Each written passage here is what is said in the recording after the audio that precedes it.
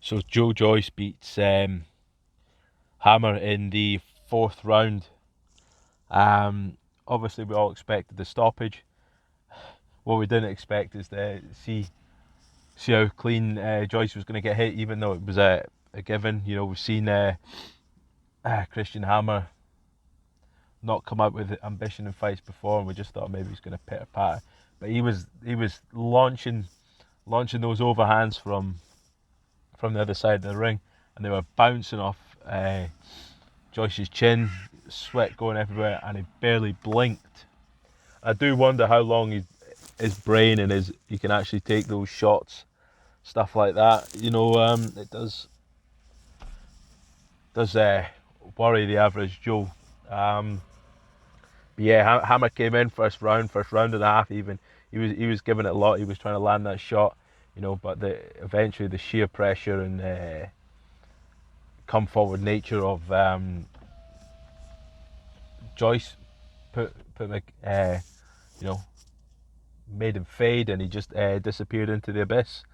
Couldn't really land anything with power. His timing was off, and before you knew it, he was complaining about shots that were shots on the back of the head, which weren't really landing on the back of the head, and then he went down. So he was showing stress and signs that he didn't want to be there after 2 rounds. So, but for me, the juggernaut is still the juggernaut. He might be a bit ungainly, about a little bit slow, easy to hit. But if you can't keep that up for 12 rounds, landing on him, then you're going to be in a world of trouble because you're just going to put that pressure on and going to overwhelm, like he has all of his opponents, just overwhelm them. So for me, the Joshuas, even the Usyks, they're going to be in tough fights, man, real tough fights.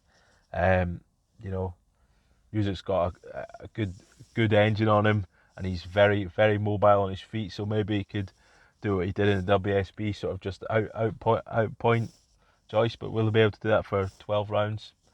I'm not sure. Um, Tyson Fury might be able to stick him on the end of a jab.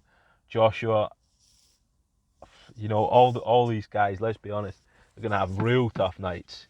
Even guys like Tyson Fury are gonna have real tough times with this guy, and I just don't see any of them stopping him. To be honest, um, don't see any of them stopping him. I think he's going to be there all night.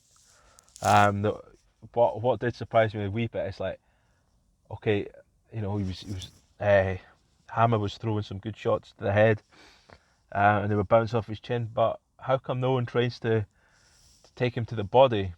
There were, there's rumours going round that his skull's like 5 times as dense as a normal man, all that kind of stuff, and so he can take a punch, all this kind of stuff. Doesn't really matter what the reason is, he can take a punch, but the body ain't moving. The body's there for the taking. Brian Jennings showed that if you touch this man in the body, he can be hurt. So for me, I would be going for that body, trying to slow him down. Maybe a few pitter patters to the head just to change up levels, bring his hands up and down, and all that kind of good stuff. So you can get into the body, just sink in hooks and straights to the body, and just keep him away from that. If you're throwing straight to the body, you're keeping him away. So for me, that's that's what I would do if I was training somebody. I'd be trying to get them to land all the body shots in the world. Forget the head, body, body. Just the head there, just to use as distraction, you know, um, and just to move his hands about and maybe get him to think a bit more. And that would be it. It would just be all the solid shots in the body. But yeah, another good performance from Joe Joyce. On to bigger and better things. Wanted to see him against Parker, but obviously I think you know Parker's gone his own way now, and it just makes me think even more that Parker would have just again another guy that would probably be overwhelmed by Joe Joyce. But you guys let me know what you think in the comments below. Remember, like, subscribe, hit that notification bell, and I'll catch you guys soon.